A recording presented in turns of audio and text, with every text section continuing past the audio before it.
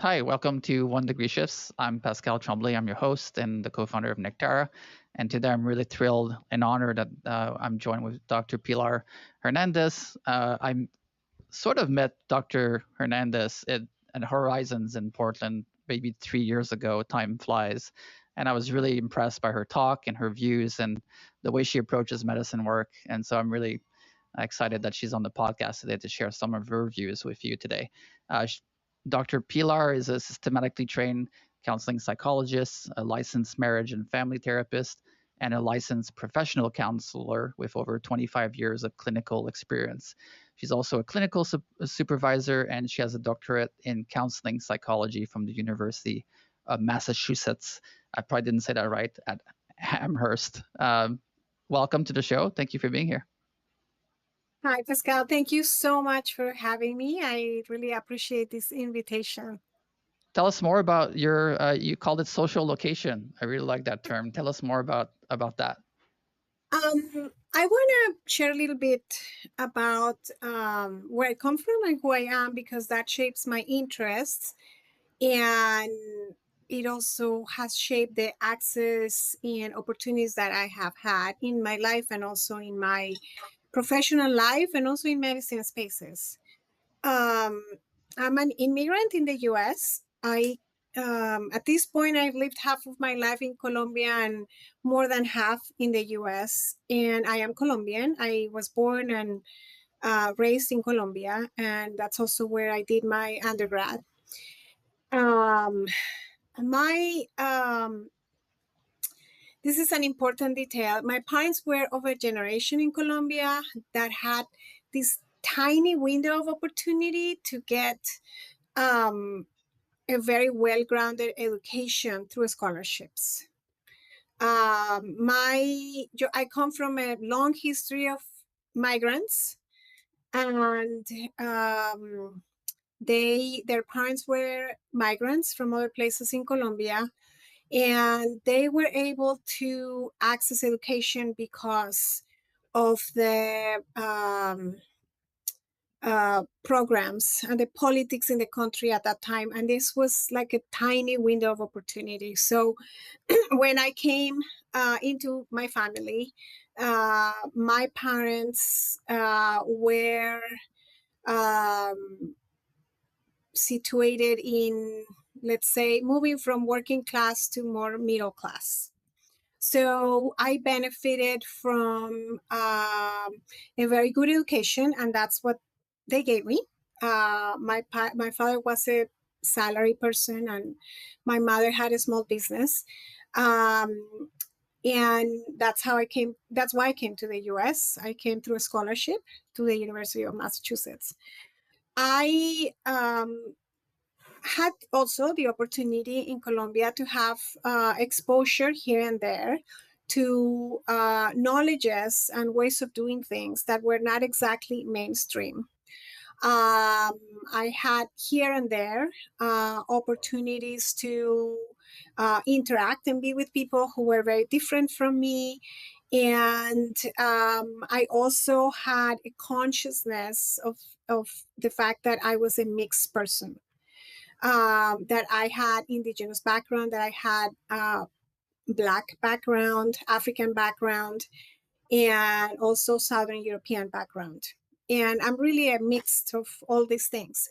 But of course, later on, as I became more curious about understanding Indigenous psychologies,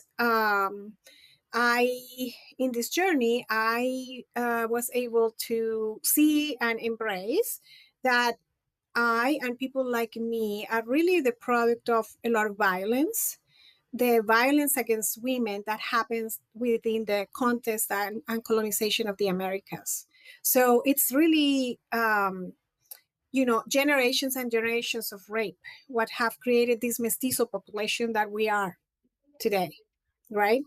So to me, all that makes sense in the background, because a lot of what I have done in my life professionally is study traumatic stress and resilience.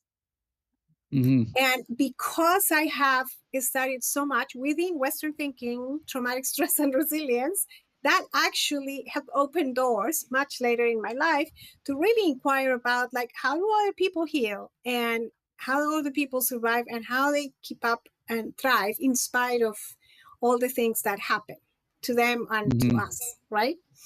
So in some ways that is connected. I want to also say that I have gone back into a journey of embracing and connecting with indigenous roots, but not mine, because that disappeared. Because, like I said, I am part of that mass of people who were, erased and became something else through this violence that has occurred over time, right? So the consciousness, the histories, the memories were really lost. I like to think that they were lost at a cognitive level, at a psychological level, but not at a cellular level. that wisdom exists there in some way, because that's what has brought me back to understand, learn, and connect with other indigenous peoples, and also understand my privilege and accountability in those systems, and also understand all the experiences of marginalization and opportunity, and also lack of opportunity here in the US as a Latinx person, as a woman of color. But I am cis, I'm heterosexual, and I do enjoy some privileges around that are very real.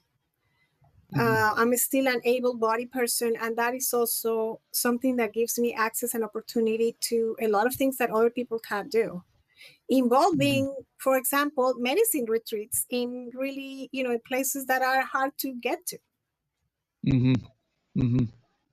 Yes, thank you for sharing all that, and that richness and that lived history brings a different perspective that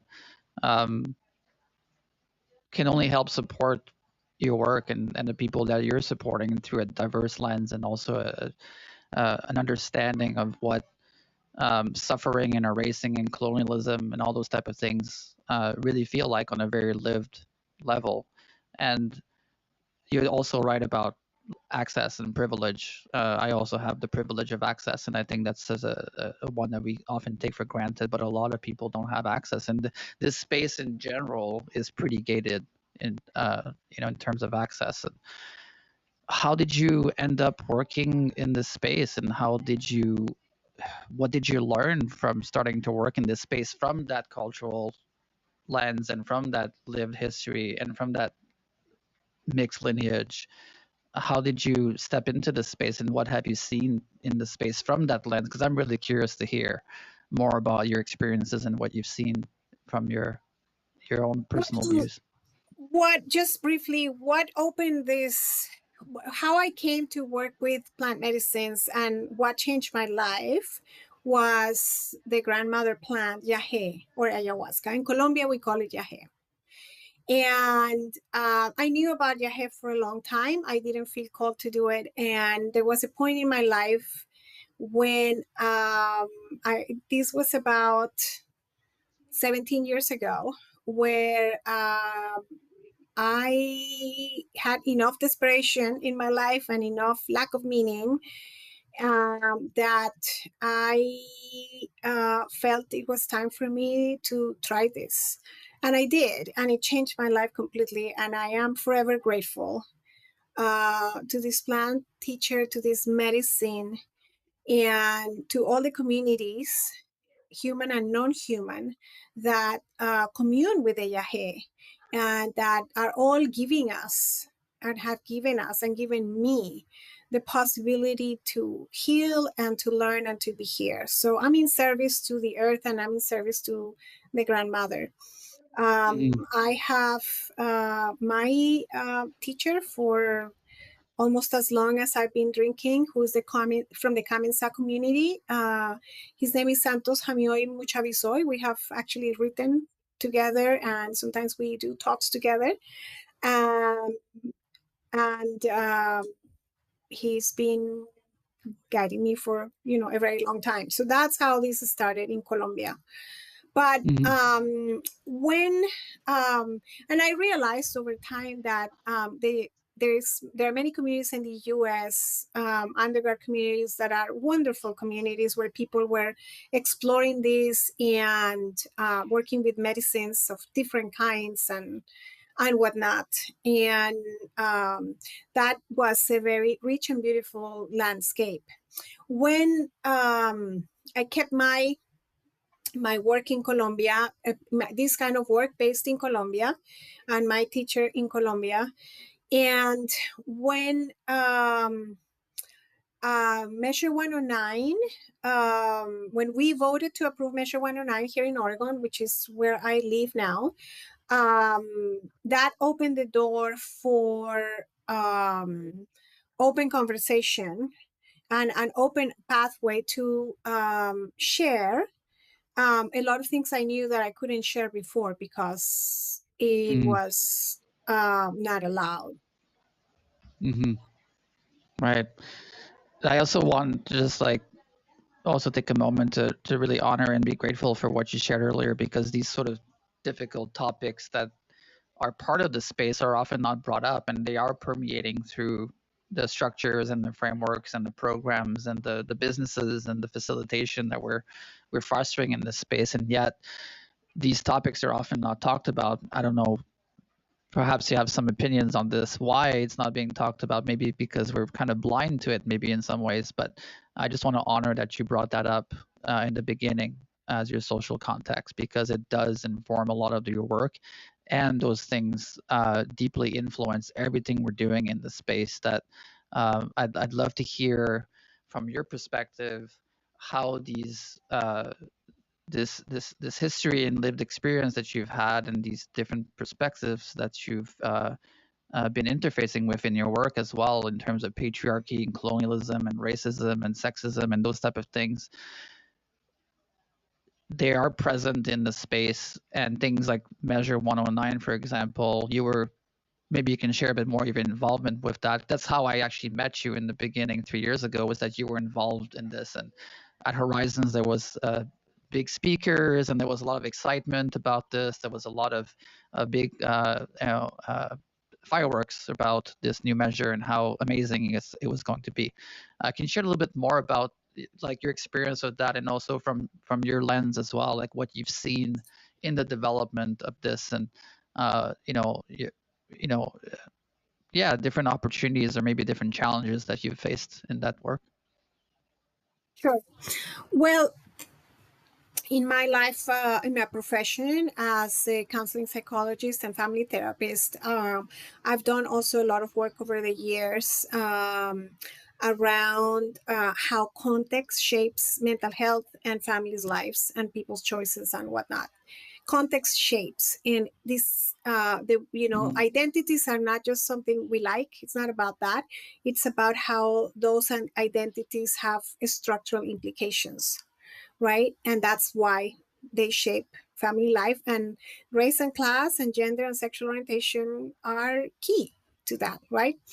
And one of the problems in these training spaces is that these issues of context are not discussed in this way, but more as the multicultural add-on that people talk about.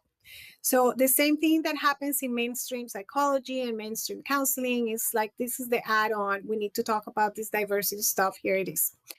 And because of that,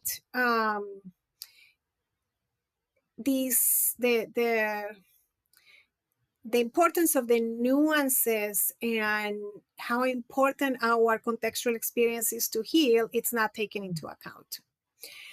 One of the challenges that I think relates to this that I wanted to mention, and hopefully start responding to your inquiry in that way, is that I like to anchor the work I do, both professionally and also in the medicine space, in thinking about border thinking. Border thinking is, let's say, a concept and borderlands, the concept of borderlands that Gloria Anzaldúa, a Chicana author, brought to the fore decades ago, where she was talking about the places in between, the places in which there are gaps, fissures, where identities are constructed, where there is like a borders of knowledge happen, right? And in her case, this was very literal because she was lived in the border between Texas and Mexico, right? Mhm. And in those spaces have are more porous. Cultural representations are not as fixed as when you move into more, let's say, dominant spaces of sorts, right? And in um, in mental health, in family therapy, I have used this concept of border spaces and borderlands to think about what are psychologically, what are spaces where we can bring knowledges that are not dominant knowledges that can help us also nurture how we think, right? And I thought that Measure 109 was going to be, or had the potential to allow people like me to develop some of these borderland spaces where we could create something that was going to be a blend of sorts of indigenous or marginalized knowledges, Latinx knowledges in this case, with mainstream knowledges, with more clinical knowledges, right? I mean, of course, trying to make these blends work has a lot of contradictions and dilemmas, but it also has a lot of beauty and possibility. And that's what a borderland space is. It's a place where you live with contradiction and is a space that is much more fluid, right? So in thinking about that possibility, that's when my colleague Elizabeth Hockey and I developed a 20-hour training program on psilocybin-assisted therapy. And we could do that through the institution I work for and continuing education. And we had complete freedom to do it. There was actually 4 of us who did it, Liz and 2 other people.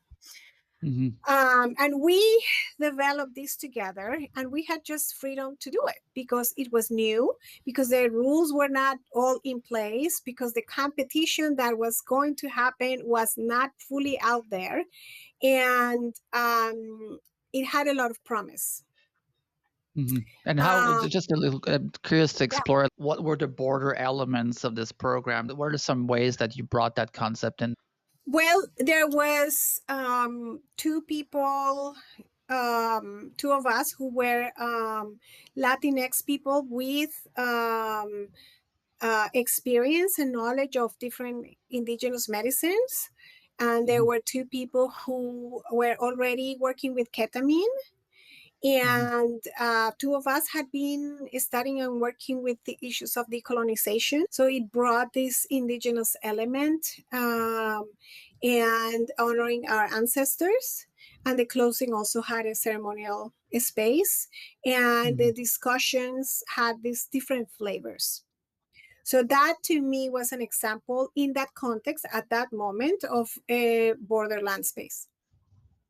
We don't all have the answers, so diversity brings richness, just like in nature.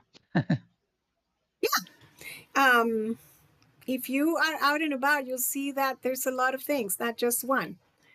Exactly. Humans do that, but if you're just there, it's like there's all I can sorts just of look things out of there. the balcony here and just see the results of what diversity brings, which is just pure, blossoming and flourishing. And yeah, with a lot of different identities and different types of things. So you started working within the development of 109. You were invited to contribute, and then what happened after that? So I participated in a subcommittee, and 2 subcommittees, the training subcommittee and the equity subcommittee.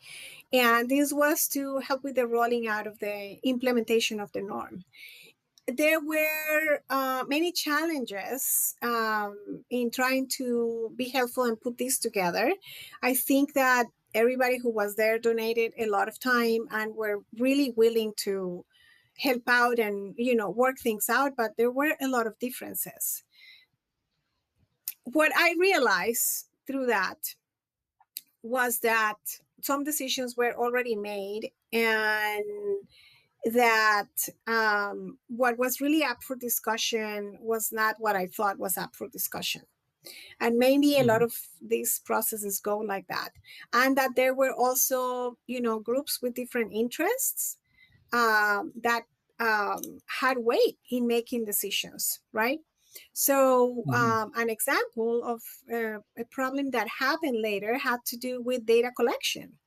A local university has been given access to data from service centers. This was not part of what people voted for. So people have to opt out from giving their data away instead of opting in, which is a problem. And all this data it's monopolized. It goes to a university. It's not public. And there you go. Who knows? They do whatever they want with that. So Right. I oppose that. That's kind of an example of the kind of challenges that here we are, those of us who come here trying to think about, like, okay, can we make these blends? Can we bring a spiritual perspective to this? Can we bring an indigenous spiritual perspective?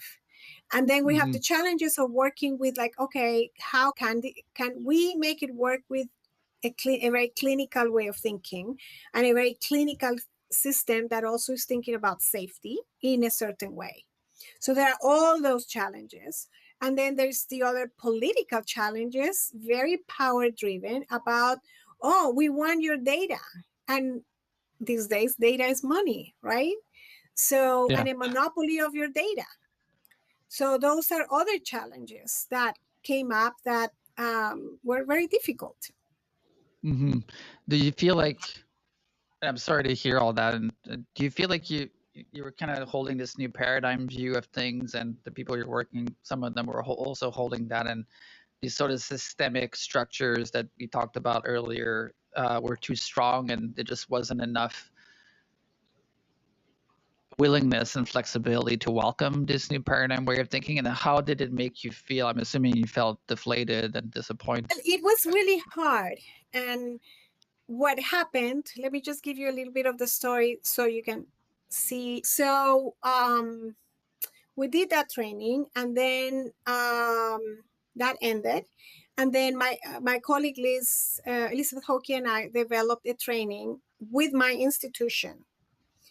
And we planned it, and it was going to be offered. And at the same time that one of the main programs that had all the support, here in Oregon was going to come out.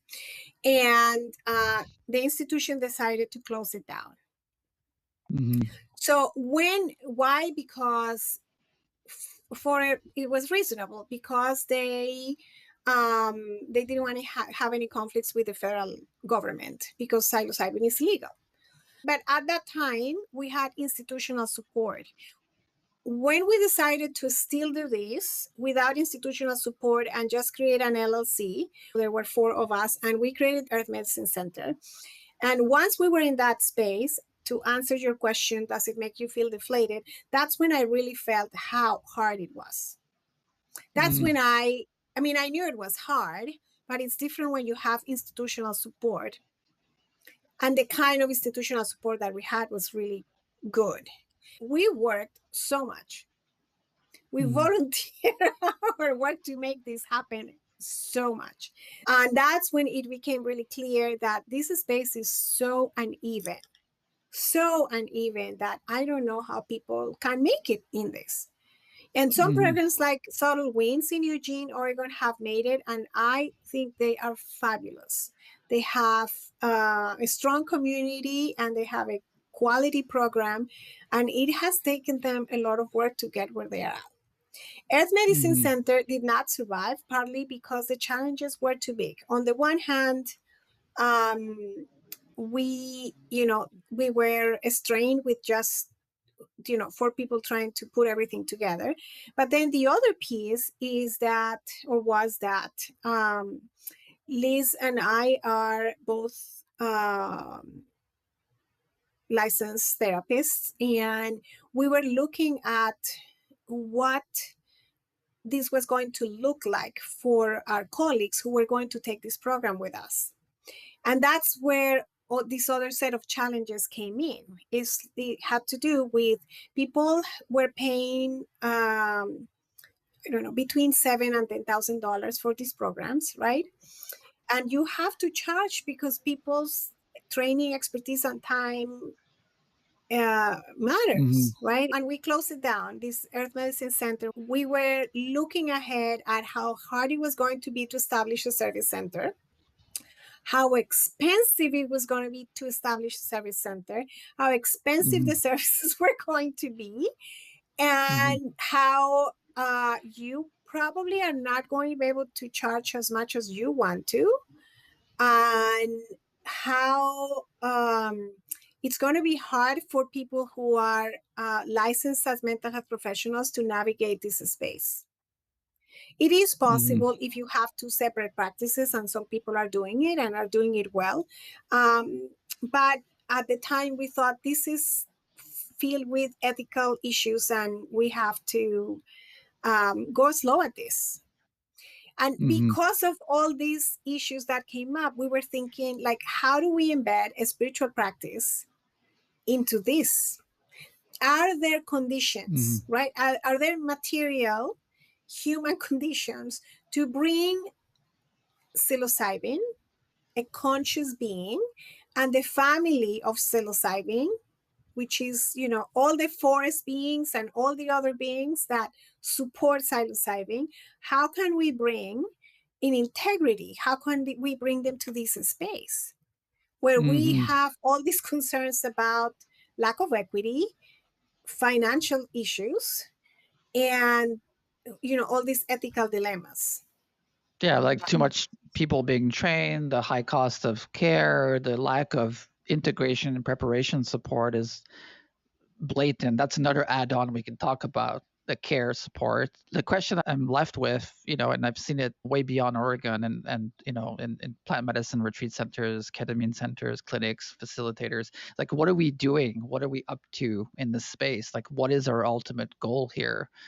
And there is a tension right now in between the capitalistic colonialist way and the more ethically focused ancestral wisdom, traditional and spiritual even ways that are conflicting, because this space has all the power and they have the money and the say and the positions of leadership and structures that are extractive, and they get to decide the game plan, is what I'm hearing from your experience. And that's prevalent in in individual facilitators or ourselves as people that are in the business or people that host retreat centers.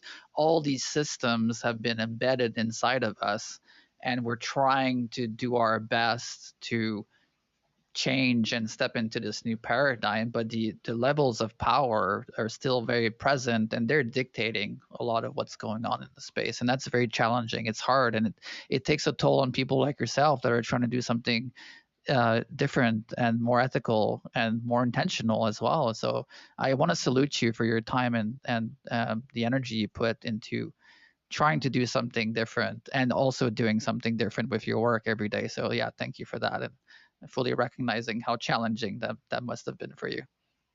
Thank you, Pascal. Yeah, it was. It's been a learning experience, but I hear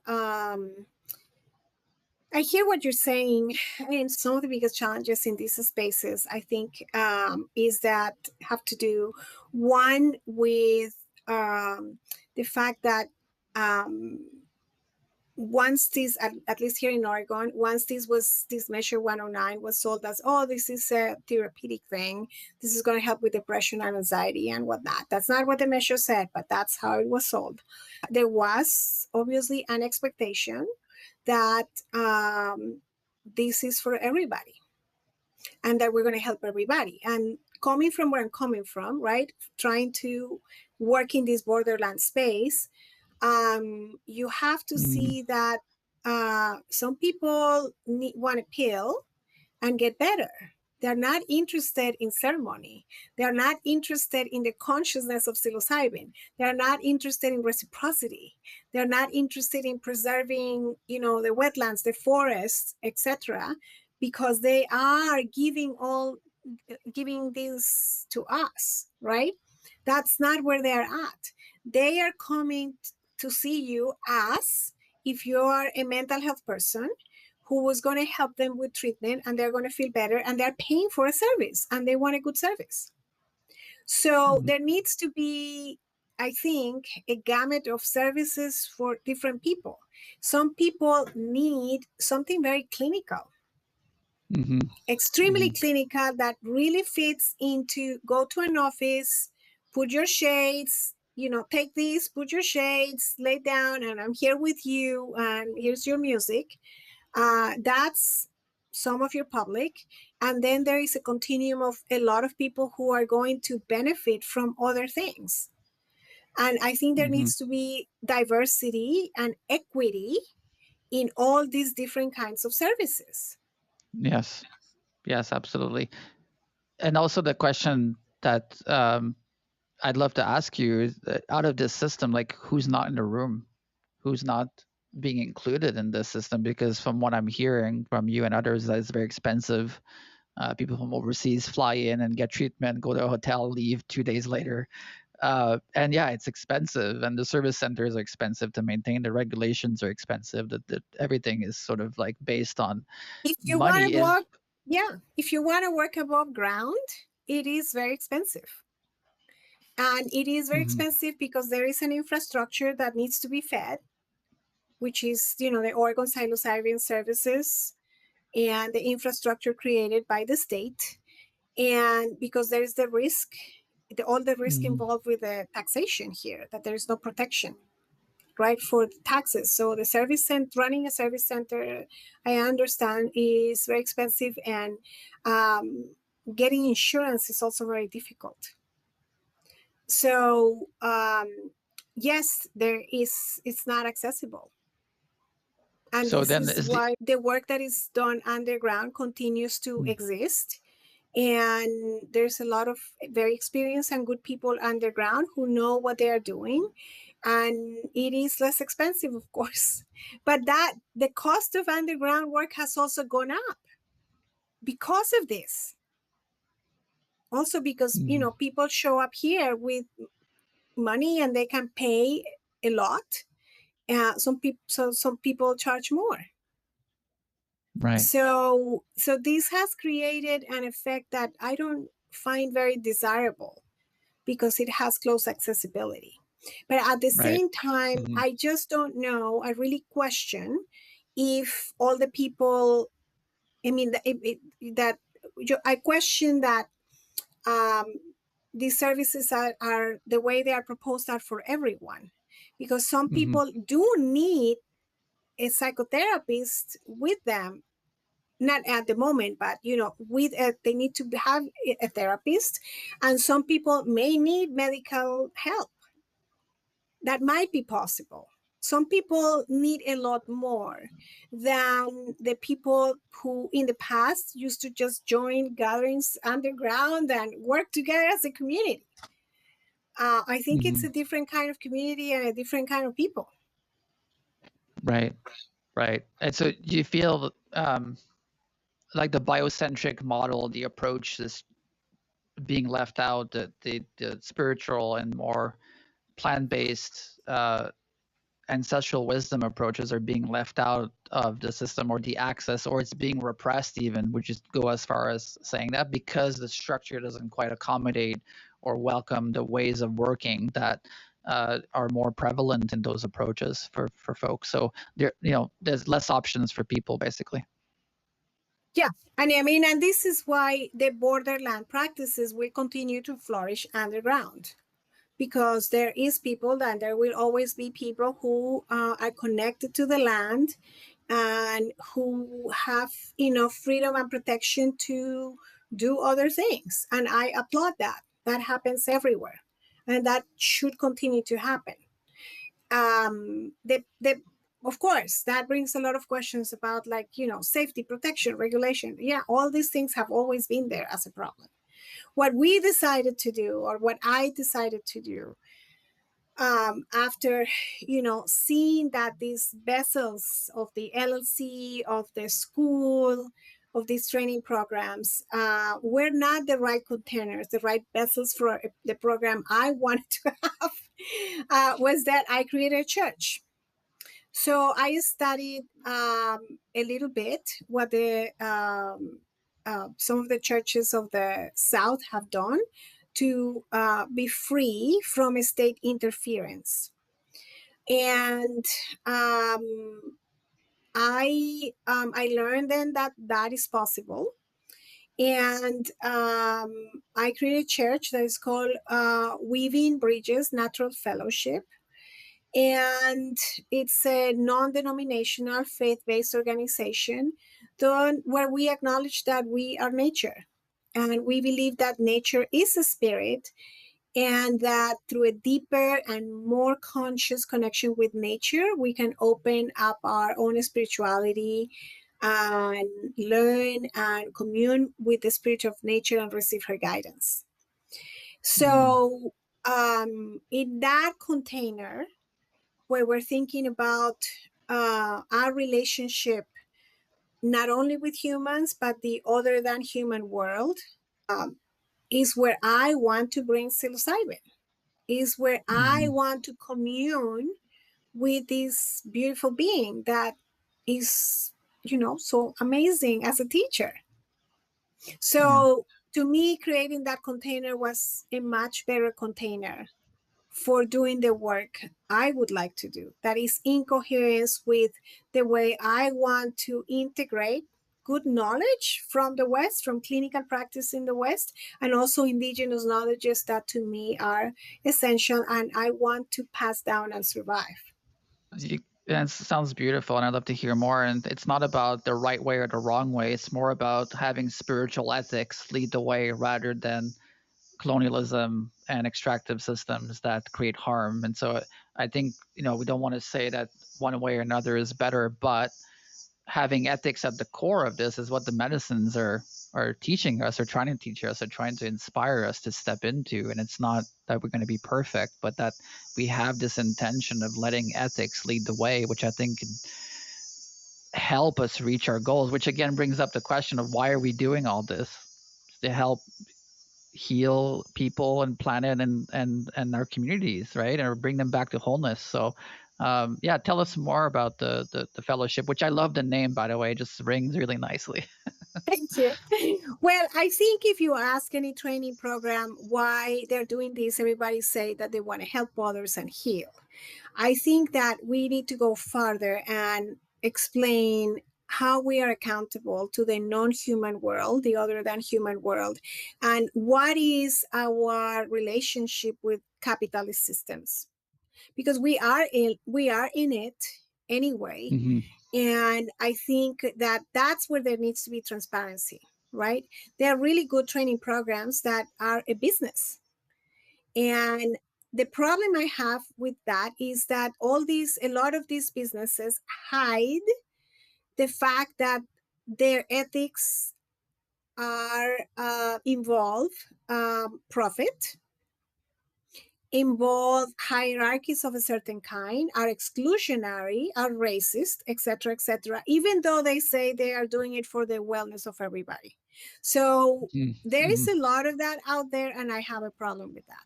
So I There's a don't lot of think bullshit in this space. Let's just say it up front. There's a lot of bullshit in this space. so I don't think we're all the same. I think there needs to be transparency so that people can choose better, right? And people need to see and ask, like, really, how do you, do this, right? So here with this church, this is really an experiment. It's an experiment in reciprocity. And the thing with this, Pascal, is that it's not, it's hard to do. It's a challenge. So I don't think it's necessarily a model for a lot of people. But what I wanted to do was have a container besides, I mean, the church has it's a church and it has its own, let's say, activities and other things. But we decided to host the psilocybin training program in this church so that we could have conditions that would allow us to work in it with nature and with more reciprocity with each other. So specifically for this psilocybin training program, what my partner Dax Johnson and my colleague Elizabeth Hockey and I decided to do was create a community, and we invited colleagues and people we knew to see if they wanted us to join in a program that would be built by us, where we would exchange knowledge with each other. So there was no money involved. We did get a grant. It was a small grant, and we needed that grant to make this work. So there's the money part. Because we needed to get the program approved by the OHA, and we also needed the program to get approved by the Oregon Higher Education Authority. And that takes a lot of time and money. And basically, Lisa and I were the ones who ended up doing that with the help of my partner and a friend. It just has required a lot of service, a lot of volunteering to create the conditions where we could exchange with each other and train each other. So we invited people who had experience working with the medicines and some level of mutual understanding about ethics. And we built the program together. And obviously following the regulations we had to follow. But basically, we had a program that where ceremonies were embedded in it. I'm not talking only about psilocybin ceremonies, but just ceremony is a part of the training, and building community together so that we could bring in the spiritual world as we want to know it, as we want to relate to it, and also the other than human world into what we were studying, because it is about psilocybin. So how could you not have at the forefront the other than human world, right? It's not edgy at all. It's something that's been practiced for thousands of years. It's not edgy at all, and it's very much needed in the world that we reconnect with that.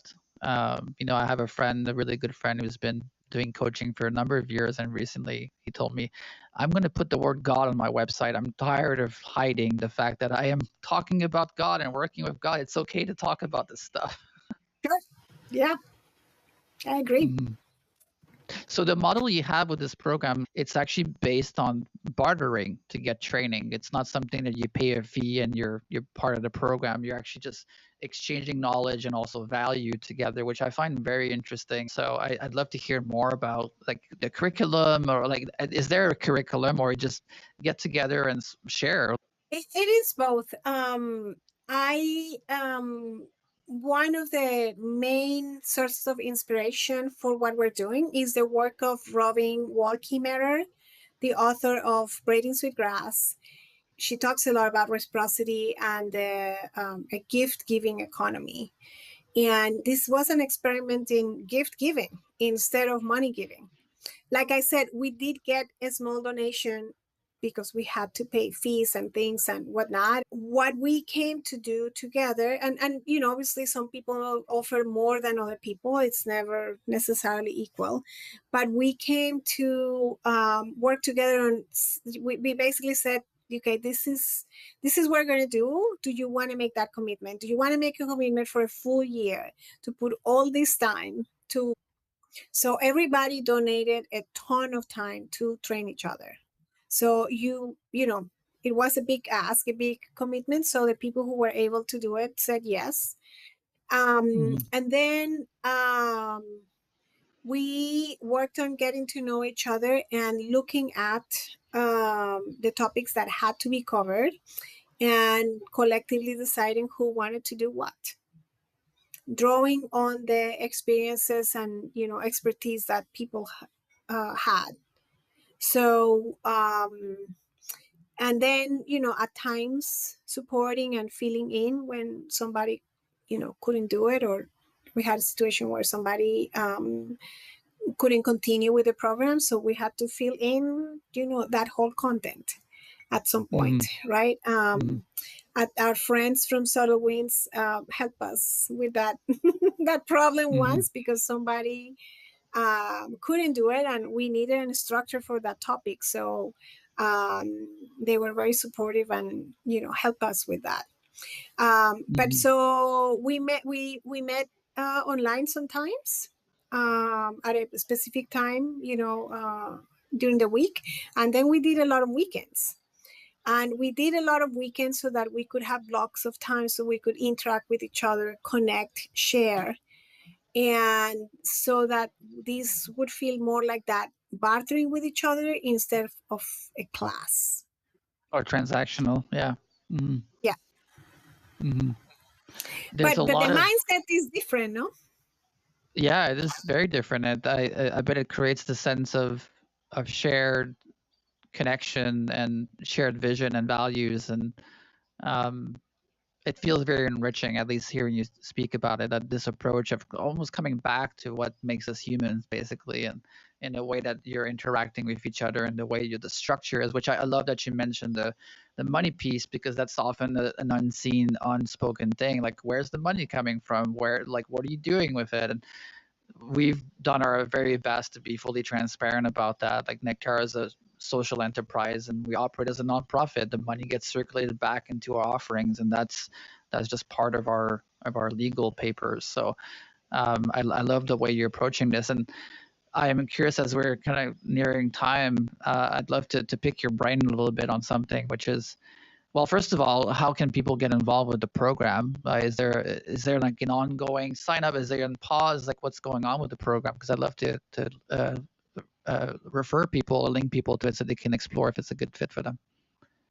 Well, a question, it's hard to answer right now. We are finishing up this year, actually this month, and we will have a meeting early next year to decide who wants to do the next iteration and if there is enough appetite for that.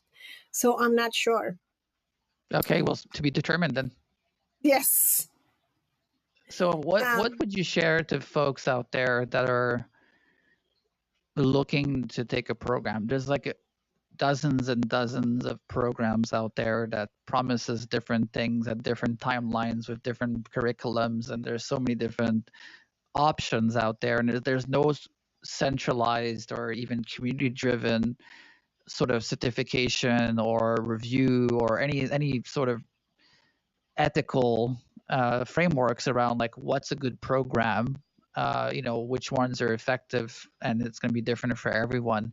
How can someone navigate the field of training programs? Like, how do you navigate that as a facilitator? It's a big question. I know, it is a big question. Maybe there's no answer. That's okay. Yeah, well, I think that it depends on where you're starting. What is your starting point? If you are somebody who has experience with non-ordinary states of consciousness, if you already have experience with many medicines, if you know people in different communities, if you have traveled to other countries and have been in ceremony in other countries, I think that that's a different journey than the journey of a person who is curious and has no experience and, has tried psilocybin once or twice here in Oregon. And that is one of the issues in doing this work, that I do think experience is really important. Even bad experiences, because we learn from that. I've had many experiences that have been really difficult, and some that have been really bad. I learned from that. I'm not recommending that people go and do that, but I just think that it's a part of the journey, and the people who get more experience in doing this are the people who are more experienced, and it's good to do it with people who you can trust and who are going to guide you and help you. I think that the people who come with experience are people who could benefit from taking it, let's say a training program, because I think there is traditional Western knowledge and science that they may not know that we all should know. That it is also really important to know, because when we work in, let's say, mainstream spaces with people who don't know much about this but might be interested and want to do it, you have to work with them within their framework. So you have to know the science. You need to be able to talk in those terms with people. You need to speak different languages, right? And the language of science is important, and it's important that you know what matters basically, and how different things, different plants and products have different effects, and what could happen, and what people might need, and what creates safety in a space and whatnot. All this is knowledge that people need to have, right? It's important to know about the research done with psilocybin in the UK and in the US, because it's pretty good research. And that's what validates knowledge in the West. So we should know that, and we should know it well, right? And I support that it's done. So I think there's aspects there that we all benefit from that. For the people who don't have experience, are curious and have done this a couple of times, I think that it's a little more difficult, because where do you get the experience? How do you do that? And that's a path that they have to find out. So they could find a training program. The problem is that then if you don't know what you're missing, you don't know what you're missing. So you're going to rely on the classroom knowledge and your traditional ways of knowing and learning to work with the medicine and ways that are more suitable for other ways of working. And that's where that's going to be difficult. There's going to be some challenges there. I think that people, perhaps in Colorado, where there is, I think the laws are turning out to be a little better. There will be better experiences with better training if it's more experiential, if it's not all online. If you have I would say if you have the capacity to go there, the ability to go there, the access, the opportunity to go there, and to be in a training program where there is some sense of community, where there is some trust, where you can have some safety or is safe enough to be vulnerable. Because in working with these medicines, we grow and we change, and we need support. We get very challenged in working with these medicines. It could be a big challenge, right? So you have to have a community that can hold on that. And I don't think online programs do that. Online programs tells you facts and gives you information. That's good. You need to have information. You have to know these things. But in order to learn the craft, you need guides, experienced people, and community. Absolutely. We're all walking the path together, and we all need support. I think that's the core concept of how I see this work, is we're doing it together, and we need each other, actually. And we need nature too, and we need spirituality and ethics to help us as well, and to show us the way. And I'm curious, as we close, what's your greatest hope for the space? I am hoping that we come back to two things. One, that we come back to our hearts to remember why we're doing this. It's beyond us individually, but come back to our hearts to that. And that we learn with and from nature. That this is less anthropocentric, that is less about humans, and that we actually ask the mushrooms and ask the plant medicines and everybody in nature what is needed and how to do this. That we slow down to reconnect, to live in harmony with nature, and to learn with and from nature. Hmm. It's possible, and it can be It, done. yes, Yeah, and right. people are doing Right, it. right where we are, right now. Like someone's listening right now. Try to practice that connection. It's there, just waiting for us to tune in and Yes. listen. And yeah, these are beautiful words of wisdom. And you're going to be sharing more words of wisdom in our mentorship program, Interwoven, in March and April, I believe. You're going to be talking about intersectionality, I believe, and other juicy topics like that. So I really welcome and invite this border thinking that you're going to bring into the program. So I'm really excited about that. And Thank yeah, you. thank you so much for your work. It really resonates, and it thank you, yeah, for doing that and for standing for these values, which I think are the right way of the future. And I say the right way for me, and they're gonna blend into the other ways, but also just the energy you put in, I think, influences everything around it. So thank you for that, and I look forward to seeing you again. Thank you. Thank you, Pascal. I appreciate so much the way you are weaving with me and everybody who's in your network, this community of hope and reconnection with each other and with nature, because this is what we need to do. We're That's doing it it. together. Yeah, we're Yes, doing it together. exactly. Doing it Yeah. together. Thank you Yeah. so Thank you much. so much. Yeah. Thank you. Be well and have a good day. You too. Bye bye.